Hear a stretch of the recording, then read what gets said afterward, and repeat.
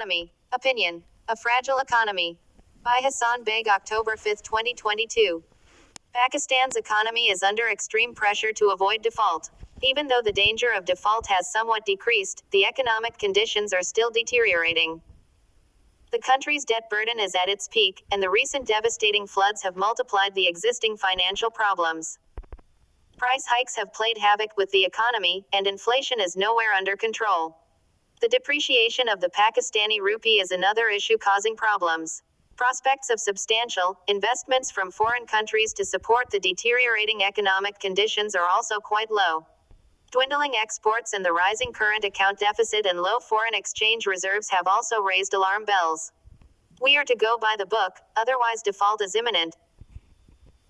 We are pinning hopes on the return of Ishaq Dar as finance minister, but he is no panacea for the economic ills Pakistan is currently facing. There is an immediate need for a more coherent policy and a long-term strategy to cope with the situation. All previous governments, especially the government of Imran Khan, relied on foreign loans to support the economy. This policy of getting loans to pay back the existing loans is detrimental to our economic health. No one can support it. But the most important question is, how to change and what to change to put the economy back on track and avoid the threat of economic default. The problem with the present government is that it has inherited an IMF program with the toughest conditions. It also has to accept more such conditions to avoid default. The Extended Fund Facility (F) of the IMF is not a viable solution to our economic woes. It is a self-contained problem, but the issue with us is that we have no other choice. At least for the time being, we have to go with the IMF program and comply with the stringent conditions to support our economy. Another problem with the present political dispensation is that it is a weak coalition government. The ruling coalition is in no mood to go for fresh elections before completing its remaining term, possibly because of the rising and unprecedented popularity of Imran Khan.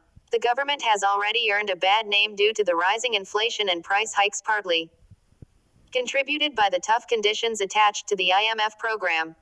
What options does the government have?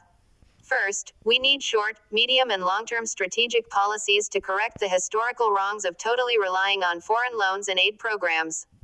We need to impose an economic emergency through consensus by taking into confidence all stakeholders, including but not limited to political parties, business owners and other non-political forces. We need to implement a long-term economic strategy, and, if needed, we should pass a constitutional amendment to effectively enforce this strategy. The Planning and Finance divisions should spearhead this campaign of strategic policy formulation to get rid of foreign loans. The policy should also cover industrial promotion to enhance exports and discourage non-essential imports. Export promotion should be the cornerstone of this new policy. The second most important thing is to ensure peace and security in the country to attract foreign direct investment (FDI).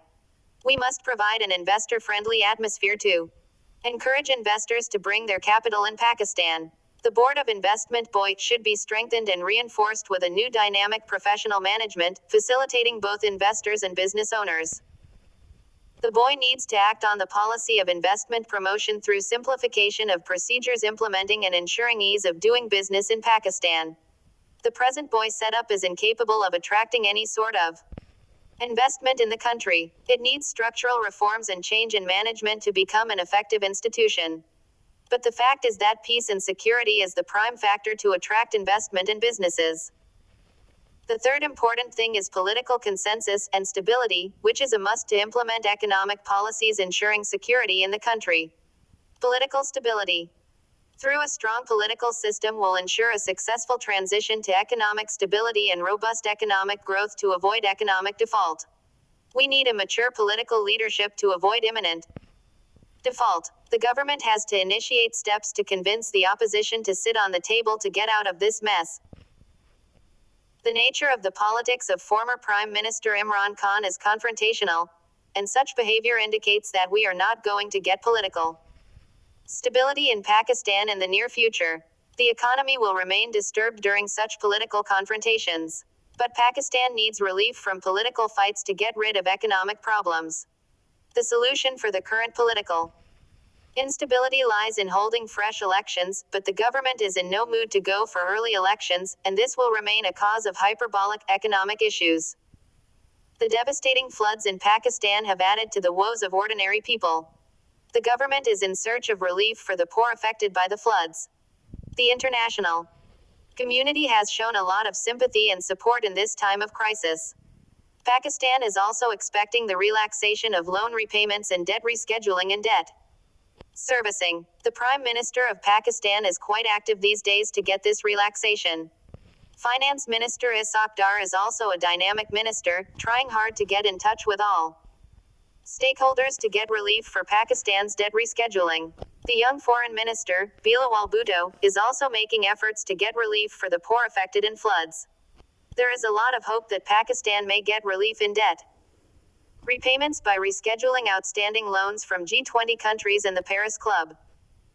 The best way to avoid default is to devise proper, well-structured, consensus-based short, medium, and long-term strategies. Practical steps should be taken to get the economy back on track. A visionary leadership can help support and gather a political consensus for such a strategy to help Pakistan fight this immediate risk of default. It is believed that Prime Minister Shehbaz Sharif has the capability to withstand pressures and the capacity to come out of his political nest to approach Imran Khan for a political consensus on this issue. This is the best way forward to get out of this crisis. The writer is a former additional secretary